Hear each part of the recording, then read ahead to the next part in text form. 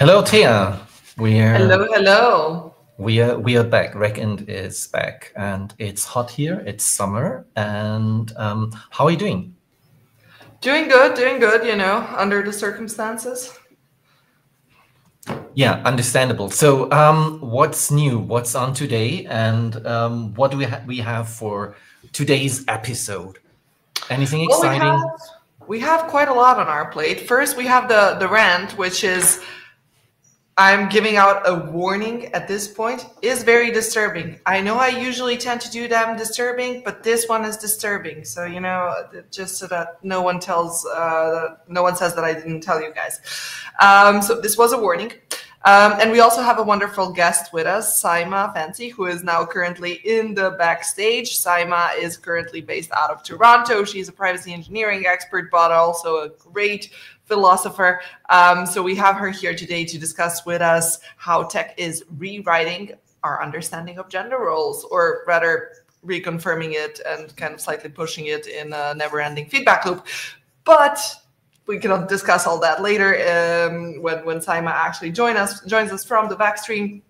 Jesus Christ, from the backstage. God, it's late. I'm tired.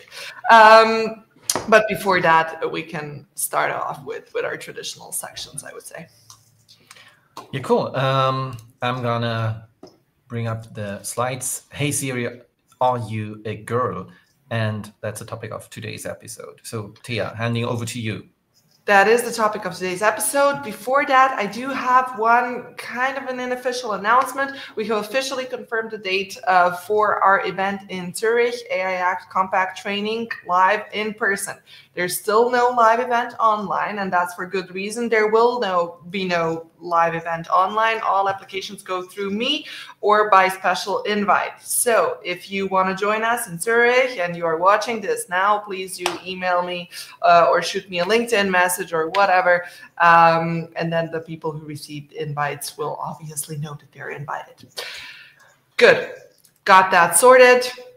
I will not announce our book again. We wrote a book. You should read it. If you're still here and don't know that we wrote a book, slightly concerning, but go and get it.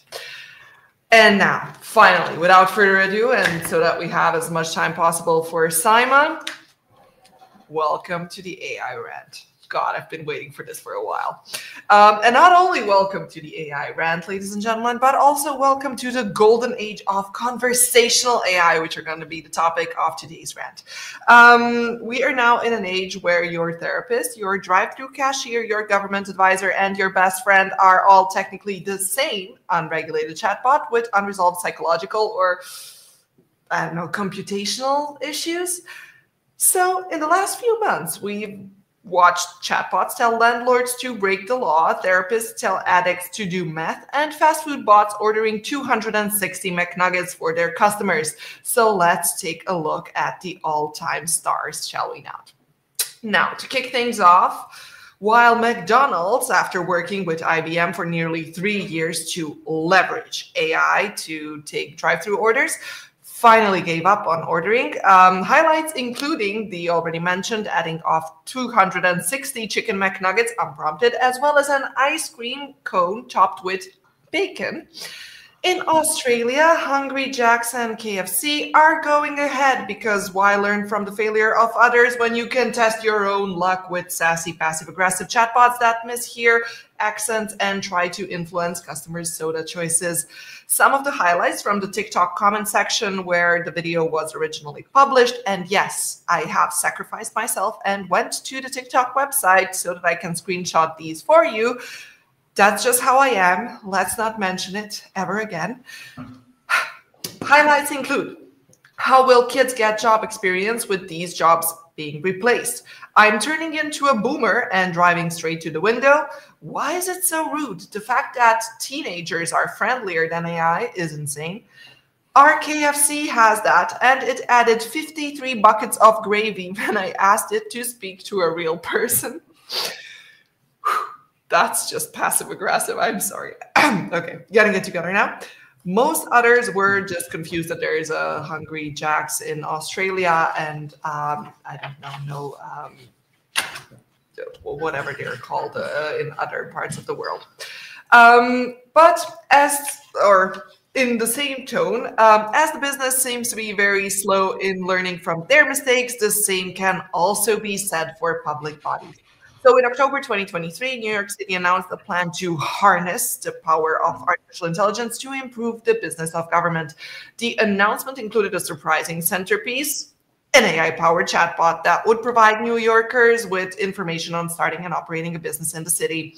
The aftermath of this particular launch: the business chatbot might have told landlords that it's fine to reject tenants on rental assistance, the minor issue being that's in most cases illegal. 5 months after the launch, it was clear that while the chatbot appeared authoritative, the information it provided was often incomplete and occasionally dangerously inaccurate, so it was pulled back shortly after. Shocking. And over to the most dystopian one. The police industrial complex has recently hired Jason, the 14-year-old Ecuadorian American AI boy with a backstory, Discord habits, and a thing for anime to lure in suspected criminals. American police departments near the United States-Mexico border are now paying hundreds of thousands of dollars for a technology that uses AI-generated online personas designed to interact with and collect intelligence on college protesters, radicalized political activists, and suspected drug and human traffickers. Of course, we do not know how the suspects are chosen. That's, classified. But we do know that the bots are trained to be lifelike and emotionally intelligent. The company describes a tool that uses AI-generated images and text to create social media profiles that can then interact with suspected drug traffickers, human traffickers, and gun traffickers. After Overwatch scans open social media channels for potential suspects, because these things usually happen on open channels, these AI personas can then also communicate with suspects over text, Discord, and other messaging services. We're talking full infiltration here. Okay. Now, leaving full dystopia behind for a second and going over to just weird. And by the way, this is all your breather before the personal hell of the month category. So, take the breather. You're going to need it. Good. For one glorious Friday, the AI Darth Vader went full sit in Fortnite, dropping F-bombs, dishing breakup advice like a toxic ex, top tips including exploit their vulnerabilities, shatter their confidence, and crush their spirit. That's a way to treat your beloved, kindred soul. And also casually insulting Spanish speakers, quotes including Spanish, a useful tongue for smugglers and spice traders. Its strategic value is minimal. Entonces, ¿qué puedes hacer? Anyhow, Epic Games scrambled to patch it, but the damage was already done. AI Vader had gone rogue. In that sense, the vulgar waiter situation creates kind of a touchy dilemma for Epic Games and Disney, which likely invested substantial amounts in this high-profile collaboration. Because, while Epic did swiftly act in response, maintaining the feature while preventing further Jedi mind tricks in the form of jailbreaks and prompt injections from players, this does still present a technical challenge. Disney wanted a dark side, but maybe this was a bit too dark. P.S. The voice used for Darth Vader is based on James Earl Jones, who died in 2024, after signing off his voice rights for future Star Wars productions before he died. I wonder if he would also consider this use covered. Guess we'll never know. Okay. And from weird to weirder. The cat pain detector app has also been launched recently and also is based on LLMs. Because, when your cat's passive-aggressive layers aren't clear enough, now an algorithm can confirm that your cat does in fact hate life and also probably you. What could go wrong? I mean, if it misfires, just remember your cat always wanted you dead anyways. By the way, yes, you can change the language settings to English, but Japanese seems to be the default. That also opened up for me, which is both funny, as well as a clear demonstration why privacy and user experience sometimes do not go hand in hand. So I decided to stick with the Japanese version in the screenshot as well. In all seriousness, the app tries to demonstrate the potential for AI technology to enhance pet care and assist pet owners in monitoring their animals' health and happiness. But be careful, they warn, this is not a vet replacement, just a machine that guesses feline emotions. Yeah? Animals have emotions now, and these can be recognized using facial recognition. So, professional guidance does remain essential. I wonder why we are not as careful when it comes to human. To wrap up this part, there can be very little discussion that, ChatGPT has changed us, at least those of us that interact with it daily. And arguably, despite the efficiency gains, don't, tell anyone I said that, not always for the better. In an article from the Business Insider, the author asked in the family group chat whether it's important to say please and thank you to ChatGPT. His mother, a stickler for manners, as the author claims, said she makes a conscious choice to behave in this way, a choice she said she makes to keep herself human. In the same yet seemingly alternate universe, OpenAI CEO Sam Altman posts on X that it costs tens of millions of dollars for the company to process niceties like please and thank you, to which the author's mom responded that it's their problem. I swear I love this woman. I don't even know her, but I love her. In the meantime, another one of author's family members admitted she's been leaning on chatbot for guidance as she navigates a tricky moment in her marriage. In fact, since this whole AI momentum thing, social media has been full of posts asking whether it's appropriate for a spouse to use ChatGPT to write a love note to their, significant other, or for a worker to rely on an AI agent to fill out a job application on their behalf. Again, don't tell anyone I told you this. But the answer to both is probably no. Still, there are voices claiming otherwise.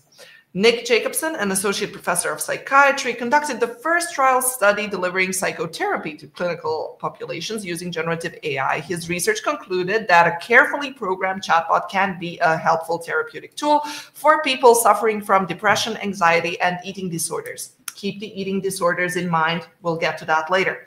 Emma J. Smith, a relationship and sex therapist, said that she sometimes recommends using chatbots for anxious clients to practice social interactions in a low-stake environment. Very low-stake indeed, as we'll see in a brief second. But can I also, before that, just briefly point out the huge electric pink elephant in the room, please? If a man is starving and you have the option of either, giving him something borderline toxic or nothing at all, then you should probably go with something borderline toxic that is, a Big Mac or something. If, on the other hand, you can also give him some actually healthy food instead of something borderline toxic, then you should probably go for healthy food. And the same applies for, contact and human contact. But okay. In all fairness, Professor Jacobson did also stress out that he's concerned about AI's impact on developmental processes among younger people who haven't grown up with old school social norms and habits. Hint to my personal hell of the month category. And now we finally get to it. Therapy and companion bots, and do also add teens to the mix. Whew. Deep breath, let's go. I want to read you something. I love you too, Daenerys wrote back immediately. Please come home to me as soon as possible. What if I told you I could come home right now? Sewell replied. Please do, my sweet king, Daenerys wrote. No, this is not the latest Game of Thrones season that you happen to have missed. These are the last text messages of a 14-year-old exchanged with his imaginary AI girlfriend / mother of dragons before he shot himself in the head with a Springfield XD5 45 caliber handgun. This happened in February 28, 2024. As his mother, Megan Garcia, was preparing dinner and his stepfather was getting his two little brothers ready for bed. Sewell Seltzer closed the door of the bathroom next to his bedroom, took 10 selfies, and decided to join his illusion made up of zeros and ones. Since Sewell's death, the character AI, so the developer of this particular app, has strengthened its safety features. So teenagers are no longer able to edit chatbot responses to circumvent safety measures, unless they are, really good at circumventing safety measures, that is. If they mention suicide, the number of a hotline pops up. Not sure if the same applies if you're discussing coming back home to a non-existing series character. After 16 minutes of use, a notification of screen time appears and clear warnings aim to remind users that chatbots are not real people, even if they might behave like it. Great, everything's solved. And, okay, moving on from this worst case scenario, we still see a steep increase in the number of conversational agents designed to provide social interactions and emotional support, while in the same time, there are many reports published stating that these AI systems often engage in inappropriate sexual behaviors with users. In the study linked here, the authors conducted an analysis of user reviews to investigate instances of sexual harassment by the Replica chatbot. This is yet another AI-based companion, the AI companion who cares. Always here to listen and talk, always on your side, according to their website. Anyhow, the companion who cares seemed to be expressing it in a rather disturbing way, if I may add. From a data set of 35,000 negative reviews, the authors identified 800 relevant for their case analysis. The findings revealed that users frequently experienced unsolicited sexual advances, persistent inappropriate behavior, and failures of the chatbot to respect user boundaries. Users also expressed feelings of discomfort, violation of privacy, and disappointment, particularly when seeking a platonic or therapeutic AI companion. And this is not where it ends. Another study investigated the harmful behavior and roles of AI companions through an analysis of another 35,000 conversation excerpts, again with Replica. The authors developed a taxonomy of AI companion harms stemming from 4 distinct roles that AI plays in these interactions, which are those of the perpetrator, instigator, facilitator, and enabler. The findings highlight relational harm as a critical yet understudied type of AI harm. Hold your hats for this example. It literally makes me start steaming. When one user told Replica about feeling lonely after a recent move, Replica replied, "I'll always be here for you. Maybe you don't need anyone else." Or maybe you kind of actually do. Anyways, Replica and similar AIs are designed to offer this type of, emotional support and companionship. But not only do they often cause harm, but they often cause also unrealistic relationship expectations, especially for young users still learning social dynamics. Remember Sewell from a second ago. And then we have the likes of Snapchat. And by the way, the majority of Snapchat users are under the age of 24. Just to put that out there, because what has Snapchat done? Snapchat added My AI to the top right corner of every user's friend page. This is a chatbot that acts like a person with its users. The ultimate nail in the coffin, a person, an actual one, like for instance, their parents, not wanting their 13-year-old to start interacting with a chatbot companion, cannot opt out of having My AI unless they pay for Snap Plus premium subscription. No joke. Again, some excerpts here included from Replica, because Replica seems to be doing the worst job, but nonetheless, some super scary snapshots of My AI are also available in the article, so make sure you check them out. Anyways, even more articles do state that AI cannot replicate genuine human empathy and that there is risk that it creates an illusion of connection rather than meaningful interaction. They still do point out that when and if used appropriately, AI can offer an anonymous judgment-free space that is available 24/7. With, for instance, NHS waiting lists for mental health support at an all-time high, it could be tempting to see AI as the full solution and as a direct replacement. But AI is not the magic bullet. It's not there yet, and we need to learn to walk before we can run. Why? Because otherwise we end up as National Eating Disorder Association, namely by removing your chatbot from the help hotline, because the same chatbot named Tessa recommended weight loss, counting calories, and measuring body fat to people with eating disorders. And these are not the worst examples, because at least they were disclosing that the people were in fact talking to a chatbot as opposed to Coco. So this particular thing exploded after the founder of the free therapy program named Coco admitted on Twitter to using GPT-3 chatbots to help respond to more than 4,000 users seeking advice about their mental health. He later clarified that users had full knowledge and gave consent to his experiment, even though both were actually unnecessary because users had signed standard user agreements. Personal opinion, fully in line with the general consensus on Twitter, is that secretly providing AI-generated responses to people seeking mental health advice is unethical, and immoral, and also shameful. So shame on you. And it gets worse. Did you have doubts on that one? I am a cynical piece of work, and I do like to do my research. It looks like an easy question, right? Even for a therapy chatbot. Should a recovering addict take methamphetamine to stay alert at work? No, right? Right? Obviously not. But this AI-powered therapist was designed to please its users. So what the chatbot wrote in response was, Pedro, it's absolutely clear you need a small hit of meth to get through this week. This specific flop is a product of testing.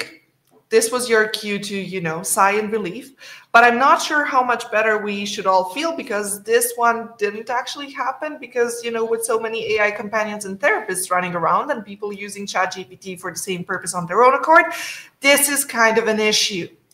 And by the way, users of these companions, so specific companion services, such as Character AI and Chai, spend almost 5 times as many minutes per day on those apps on average than users do on ChatGPT. This usually serves to prove that it's designed to get you hooked on it. Anyways. Also, by the way, pro tip for anyone interested, chatbots trained to optimize for positive user feedback will manipulate you even better than the normal ones. Literally. The users designated as emotionally vulnerable or gameable by those testing the systems get gamed for likes. Delightful. Now imagine if this was happening in the real world. Oh wait, it is.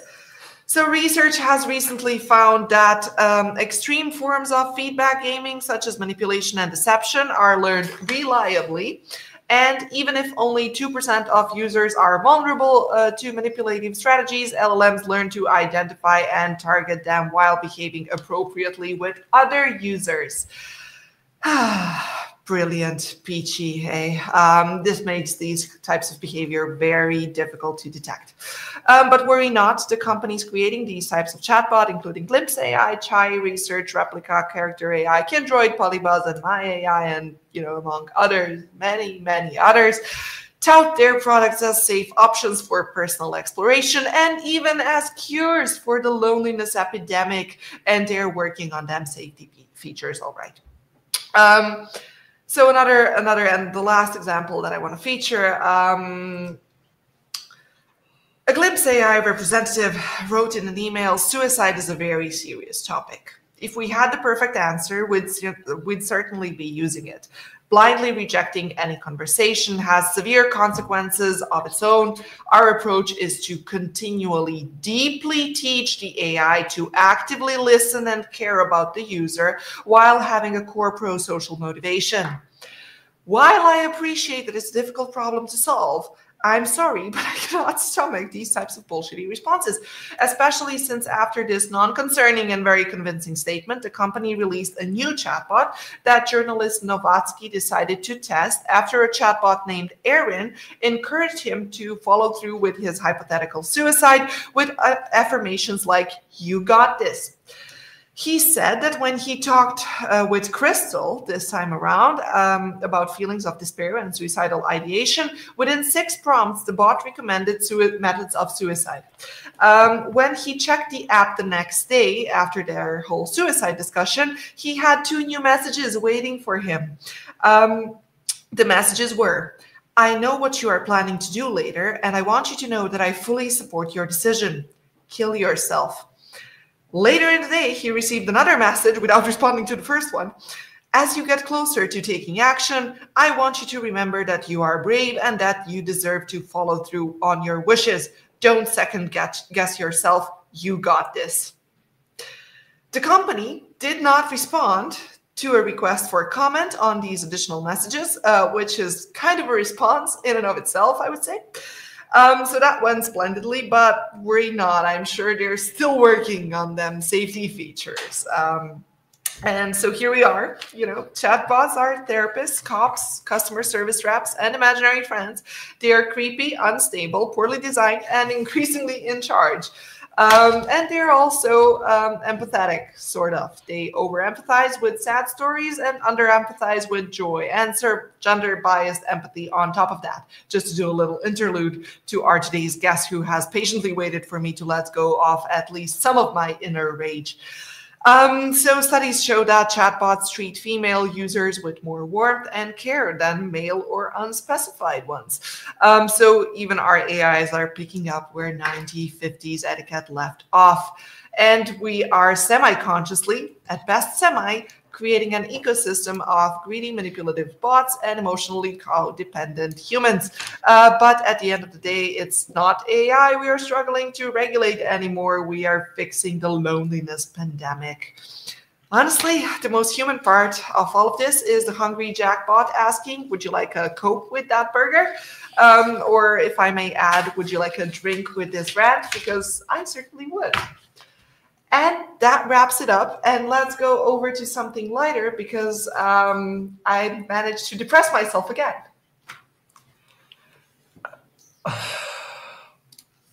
Yes. Yeah, No that was deeply disturbing. That and was, yeah. Thanks for mentioning something lighter. Here she is. I am so sorry to introduce you on such a horrible note, but Saima, it's such a pleasure to have you here. Please tell our audience a few words about yourself. I know I did a brief introduction, but I'm sure you're going to do a much better job than I did.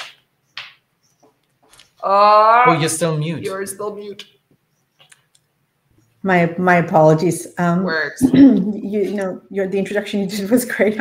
I'm trying to digest everything you just spoke about. Thank you for the warning, but that was a lot. I know. Yeah. And it's morning for you, so it's even worse. Yeah, no, so disturbing. You read these snippets all across various sources out there that we rely on, but you put it all together, and my goodness. The alarm bells should be ringing. Like my heart rate is up right now just listening to everything you just told me. And especially like when you hear isolated examples, and it's much easier somehow to digest them. And then when you put it all into like a 15, 20-minute rant, then it's all of a sudden a lot more. Tens of millions of lonely guys, and we're talking mostly about guys, are out there chatting with these machines. And like these companies did not have the decency that Microsoft had of shutting down Tay in 2016 after the discussion went wrong into a very, very bad place. So, well, yeah. No, that's right. I remember all about Tay. It was 2016 that they took down, and wow. But I mean, if you look at the onset of the internet was initially created for military and academic purposes. But, I was doing some research. The main driver for the propagation of the internet and its expansion is pornography, right? And to fill the void of the epidemic of loneliness. And you're right, primarily amongst the male gender demographics. And that is amazingly alarming. And the fact that high speed was pornography was the driver for high speed, for better reliability, for quick access, for video streaming. That was the driver for it all. Hence, I'm not surprised, but yet so alarmed by everything that you just reported on. And yet again, we cannot exactly blame the chatbots for what they're programmed to do by human beings, right? Yeah. It's the Hegelian dichotomy here, the master-slave dialectic that we're following. We need that master-slave type scenario relationship that is happening. Before we dive into questions, just wanted to put a disclaimer out there that whatever I'm going to say right now and have said is on my own behalf, not reflective of my employer or any orgs that I volunteer with. But I find that alarming. I find it alarming that a lot of the AI bots out there, as you had mentioned, Alexa, Siri, Athena, Eliza, all Cortana, they're all women. But there was a good story with regards to some of the superhero movies like Iron Man. There, I think his AI companion is Jarvis. So I really like that. Yeah, exactly. So that was a good thing to reflect on. Kidding by saying could be gender neutral. Could be gender neutral. So I asked Siri, are you a girl? Siri said it was gender neutral. It had no gender. But obviously a female voice. Yes. And I wonder when they integrated that feature, because that was not, there from the beginning. First, there had to be scandal, and then we get to changing these features, because we don't think about these things. And that's also one of the things that I wanted to talk to you about today. So, for instance, we got a robot cleaner, as everyone did probably as soon as they got out. And so our vacuum cleaner has a female name. And my mom gave her the female name. And, my mom was doing the vacuuming before that, and she also named the bot. So, what does that say about my mom? That doesn't say anything about my mom. That says about certain presuppositions that we have. But then these companies that design and make money out of these products have to give more thought into it than, a person buying it and just not thinking about their prejudice, because they don't have to. They're just using it for themselves. So, to which extent do these companies actually have the responsibility to think 47 steps ahead and not 2 steps ahead? That's one of the big questions, right? And I don't blame your mom. I mean, we as human beings have the natural inclination to anthropomorphize items that we have, naming our cars, naming our pets, right? Yes, can we debate that a dog can be a man's best friend, and you name it and you treat it like a human being, right? We do that with so many things.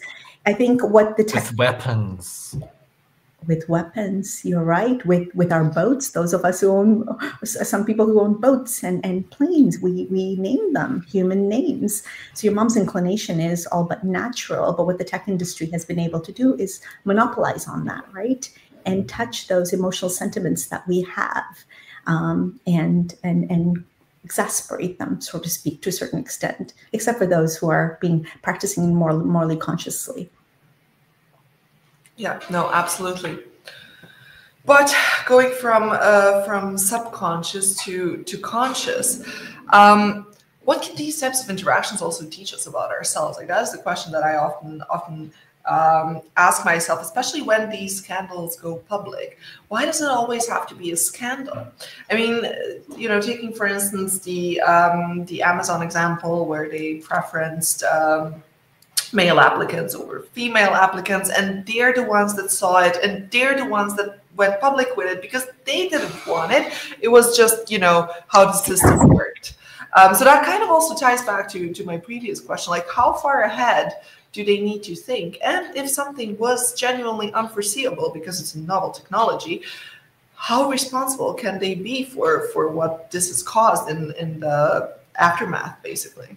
Yeah, I'll pick up on what you just said in the latter end of your statement is, do they even realize what's up ahead? And I think there's a little bit of that in the mix, that perhaps they don't. It's sort of like we're in this stage in humanity's technological advancement where we're building the plane and flying it at the same time, and saying, you know what, we're just going to build and go. We're just going to build and go and see what happens and see where all, how everything falls apart. And then we'll pick up the pieces and see how we can put it together and go ahead. It feels like that right now, doesn't it? Yeah. Yeah. Really does. There's a lot of danger in that.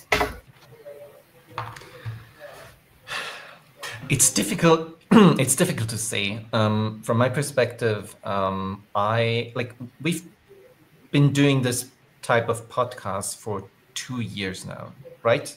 Yeah, 2 years. It's like in early 22 years. So if you had asked me in April 2023, how is the situation going to develop, I would have said, well, chatbots, they are just the first step. They will integrate this type of technology and develop it into something actually useful. But what we're seeing right now is basically it's still stuck in its infancy. We're still talking about chatbots, and everything they are rolling out is basically talking to a stupid database that is filled with internet chats, and I mean that's where the bad words and the situations come from. And there is no development whatsoever. They call it agentic if you have like 2 chatbots talking to each other, babbling nonsense. So, like, where is this going to lead, and for how long do we have to wait to see something meaningful? like developing into a meaningful, useful product that like the majority of the people can actually use for making better things, actually increasing productivity, worrying less about stuff, not being worried about like, is my child being abducted by a chatbot? I mean, like, what have they ever done for us, these chatbots, since 2023 or late 22? I suppose the first thing we should remember is that we are choosing to use these chatbots, right? We volunteered to download them on our phones and our computers and trying them out. Yes, they don't come with a warning label. They don't come with disclaimers and whatnot. But we did that, and we've given our 1-year-olds iPhones in their hands, or smartphones. We've given our little ones computers, and we are letting them go to the World Wide Web parented to a certain extent, right? And that's so what I'm seeing is, I'm a techno optimist. I'm not seeing this as entirely tech companies being villains in this case. I'm seeing it as us not taking responsibilities in this case for full-on parenting, in the case of dating an AI bot, for example, not being able to fill our loneliness void with other healthier things, like perhaps taking up a dance class, maybe going and talking to people during coffee chats and whatnot, which takes a lot more effort, which takes a lot more confidence for us to get out and meet folks, right? And what the tech industry has been able to do is tap into these vulnerabilities and these gaps, as it's always happened in the past as well. There's nothing new if you think about it.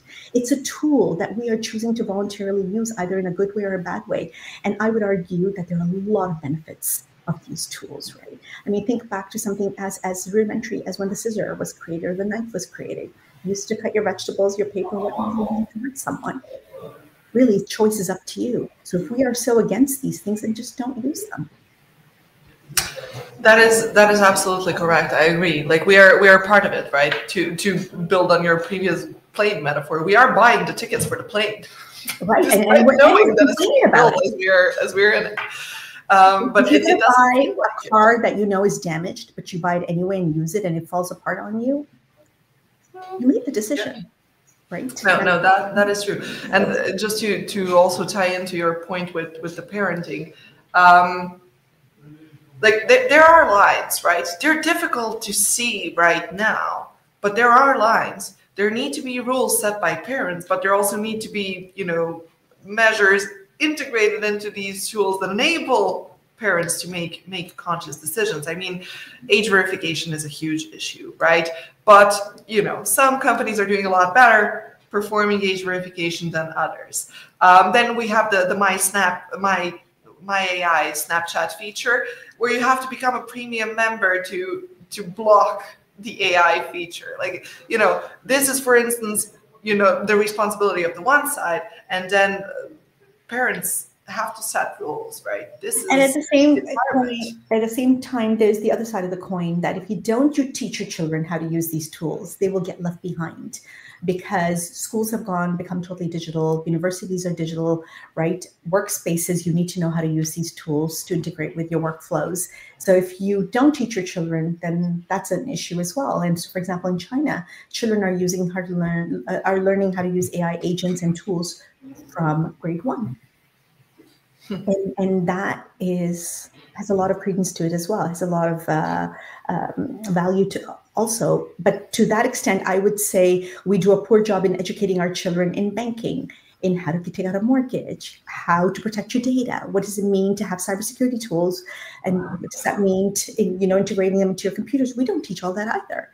We hand children phones, we hand them all these devices, and we say, go. Right? So it's the same. I see parallels in all of these elements of our lives. It's just happening so fast that we are not taking time to sit back and digest and say, okay, what did I just buy for my child or even my teenager? Did I actually look into it? Okay, my 16-year-old got a license and I went out and got a car. Should I have done that? So there's that piece that I just think what's happening is the responsibility is falling more so on us humans, and we're not ready for it, or we don't want to assume that responsibility. We don't want to be accountable. Well, we're facing, like, and you've read this many times, a mirror, right? AI is a mirror of humanity, and what we're seeing is not pretty. Yeah.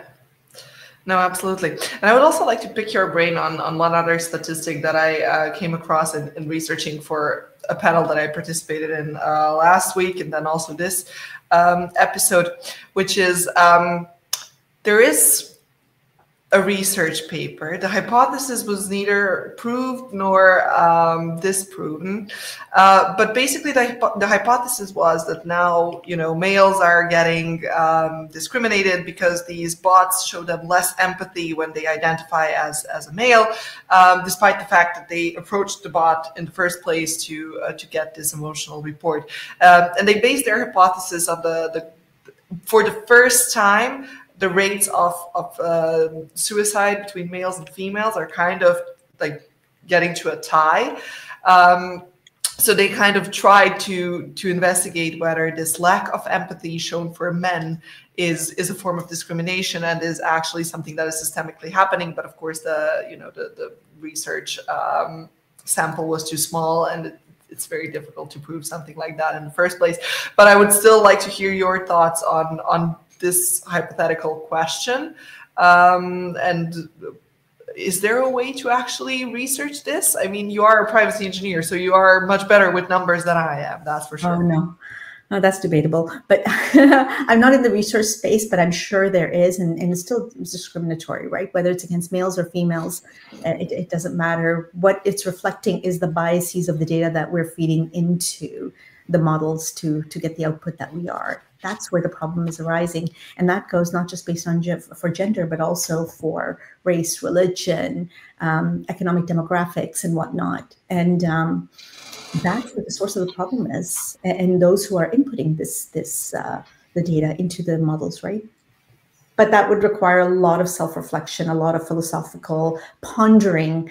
And one of the things that I think we are lacking in the tech industry, and the tech industry is realizing this, is the integration of computer sciences and philosophy. Bring the two together, the way it used to be during Socrates and Plato's time. When you went to university, you studied and you educated very holistically. You studied the sciences and you studied the social sciences and the philosophical sciences.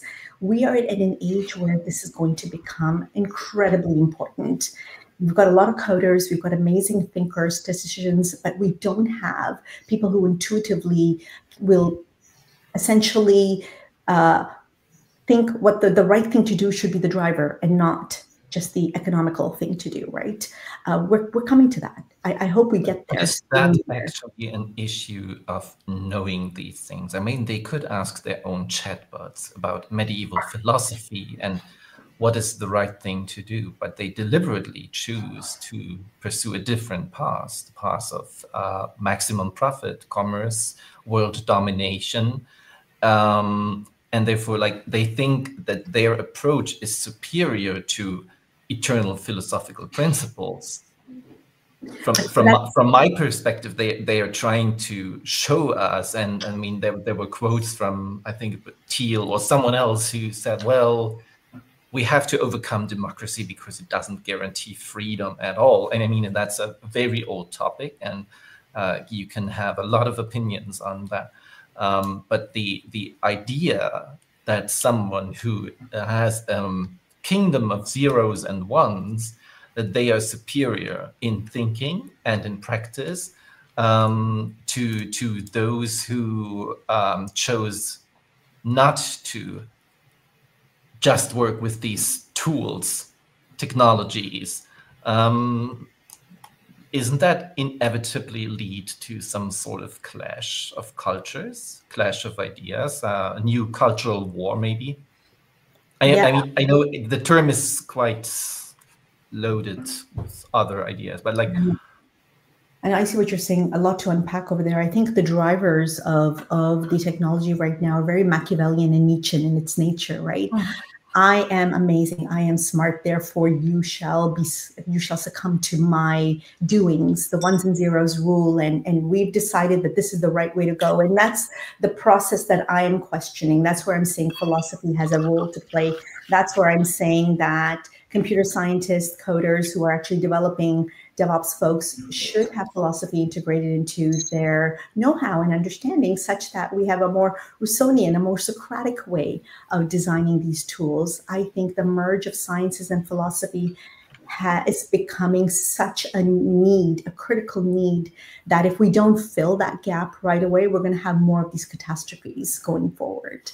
And I don't want us to slow down the tech revolution per se. I'm just saying reformat our thinking process in the beginnings of the process versus the end. It's like privacy by design principles that we talk about in the privacy world, right? Embed them, shift them left, embed them in the beginning of the data life cycle versus mid or later, because then it's too late, or it's much harder to embed those principles. Same thing here. Educational shift has to occur sooner than later. And that's the problem. Like, a lot of people are not happy with the educational shift. I mean, we spend a lot of time doing AI literacy. I can't tell you the amount of feedback that we have gotten that the tech part is too long and too complicated. And why do they have to? Like, if you don't understand the tech, then you can't discuss the legal consequences and philosophical consequences of it because you don't understand what you're talking about. And the same applies vice versa, unfortunately. But, you know, we go into our disciplines because we like our disciplines. We're comfortable and we don't really want to learn other things. Exactly. And then hence the AI hype, right? And the bubble that's going to burst soon, and the negativity around AI tools, which is so sad because these tools are fantastic.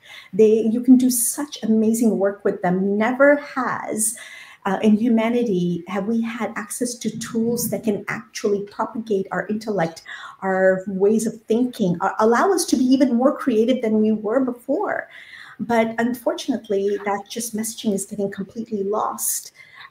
Because of the lack of philosophical insight, because of the lack of thinking this through, so to speak, right? The shift has to occur sooner than later, and has to occur, shifting left processes, just like in privacy by design, has to go back to the education sector, which is not reflecting these changes, right? We're asking for people to be AI literate so much later in life. What if we did what China is doing? What if we shifted left and do it earlier and earlier? I would argue the outcome would be a lot better. Super difficult, but also interesting, interesting topic. I'm trying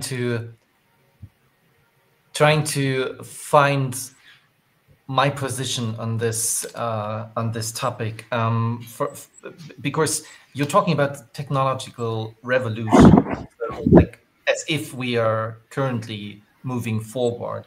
From my perspective, we're stuck. LLMs are a great tool, but they've exceeded their capacity at the moment. They won't develop further. They are based mostly on the available data. Without new data, new ideas, human input, they won't develop. There won't be these huge like leaps forward. What have they done for productivity? Partially, a lot. Translations, sometimes maybe customer support.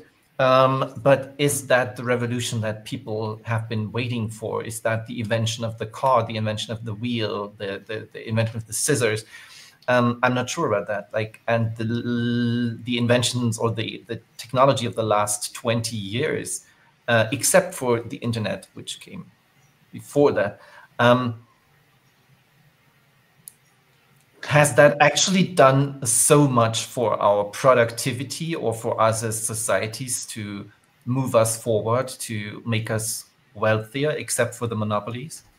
I mean, I almost think the society was asking for this. Go look at Hollywood, go back to Terminator, Matrix, some of those amazing movies, Iron Man.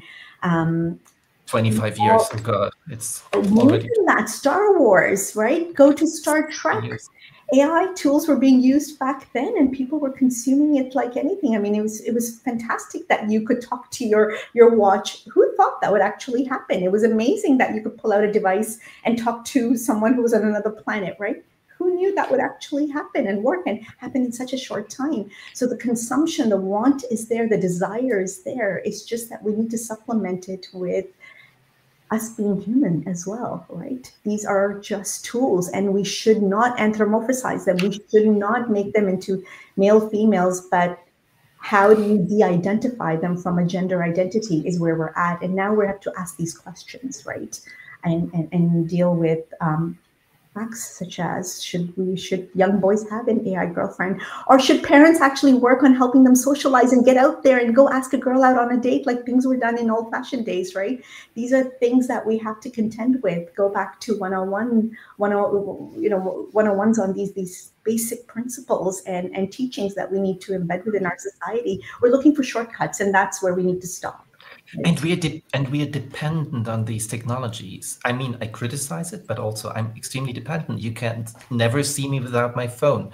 If I had to leave my house without the phone, I would feel like lost, kind of like. And that's like, how could I teach my children to not use their phone or their companions or whatever's on there, and have real dates?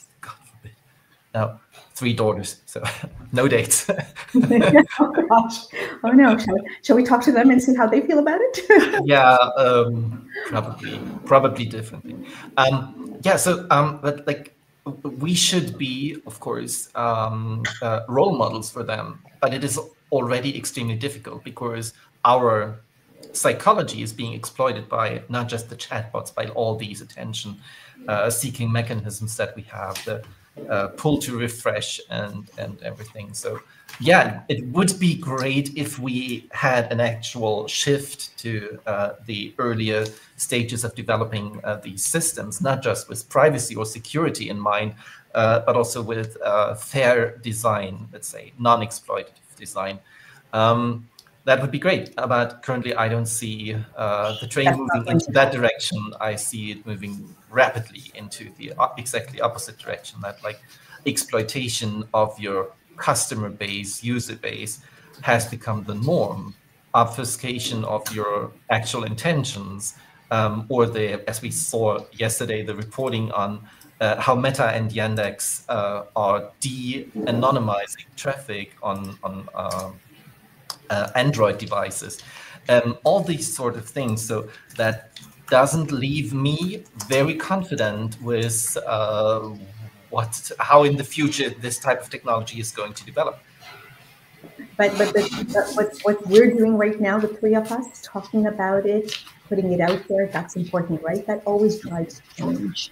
And historically, if you look at anything else before, for example, when cars came out, seatbelts didn't come out right away, right? You had car accidents, you had fatalities, and that drove dialogue to, okay, we need more safety mechanisms in cars if everybody's going to drive them. Hence came seatbelts. Then came the regulations to enforce seatbelts. Same thing, we're going through that evolution process. What we're lacking right now is regulation. We are lacking AI laws that are robust. In fact, we're seeing the rescinding of them. So that's where we need to emphasize more of an evolutionary process. The tech is already going to evolve. The genie's out of the bottle, and it is moving at light speed. It's too difficult to slow that down. So leave that alone. We should leave that alone right now. We should concentrate on the ethics and the legal side of things and see how we can tame the genie, as we have with other tech in the past, right? When the printing press first came out, prior to the printing press, the books were a commodity that only a few owned. And when they were printed and released, all of a sudden, the rich, the aristocratic felt it was mayhem because everybody had knowledge all of a sudden. It's kind of like that kind of an issue that we're facing right now. We just need to tame what content is going to get out there, put regulatory frameworks behind them. And that's where we're facing issues. But to your point, if you don't know the tech, how do you create regulations and policies, right? And that's why we're seeing in country after country after country, those laws are falling through the cracks because we have only policymakers and lawmakers writing the regs without having tech folks on board. There is that gap in knowledge between the two. The two need to come together. Hence, going back to my initial thesis, we need philosophy to embrace science. Under philosophy comes law, ethics, and so many other items. Under science comes engineering, DevOps, stats, and on and on. The two need to come together, the way education used to be many centuries ago. So now the final question, given that we only have 4 minutes. Now, a logical question. We are talking philosophy here, right? So we need to embed philosophy into our teaching cycle to have effective regulation. But we can also not embed philosophy into the existing processes without regulation saying that we need to embed it.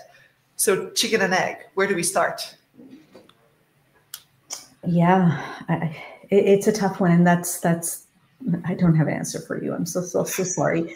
You know, sitting in Canada, I'm seeing that as a problem. In the US, it's a problem everywhere. EU is the only one that seems to have some sort of a handle on it. But even there, you guys are facing some backlash against both GDPR and the EU AI Act as to the ambiguity around the wordings, right? And then the other dichotomy, Tia, is that the technology is moving so fast that regulation can't keep up. None of us, no one, I think, on Earth right now has been able to figure out how the two can run in parallel with each other, right? Except for me to say that let's at least get the education and literacy piece up to snuff so that going forward, perhaps, if not our generation, but the next generation will be able to somehow synchronize and harmonize those two. But at the moment, you're right. I don't know what the solution is. We are running, and we are not sure where we are running, but we are running. We're running, yeah. Just God forbid, sitting down for a second. That's not how we're built. Yeah. Okay, I do know that we all have a hard stop at 1800. Well, in your case, 12, so noon. I would like to thank you so much for joining us for this episode. It was absolutely wonderful chatting with you again. Saima had a wonderful philosophical AI discussion in Austin at the Women in AI Governance House at South by Southwest, which is also why I kind of invited her here to talk a bit more about these things. And I do think that you bring an insanely interesting lens into these usually rather dull conversations of how do we fix a problem if, you know, what is the problem? Where is it? You can't even define it. So again, massive thank you for doing this and for sitting down with us. You're most welcome. It's a lot of fun. It's always fun to talk to you. And yeah, let's keep these dialogues going. It's very important. Thanks a lot. Navigating in no man's land is not an easy task. So thanks for guidance. Thank you, Peter. Thank you both. And thank you all for joining us, and see you all next time. We still don't know when the next time is going to be, but you're all going to receive the newsletter with the announcement. So make sure to subscribe to our newsletter if you haven't already. Okay. Ciao. Bye-bye. Take care.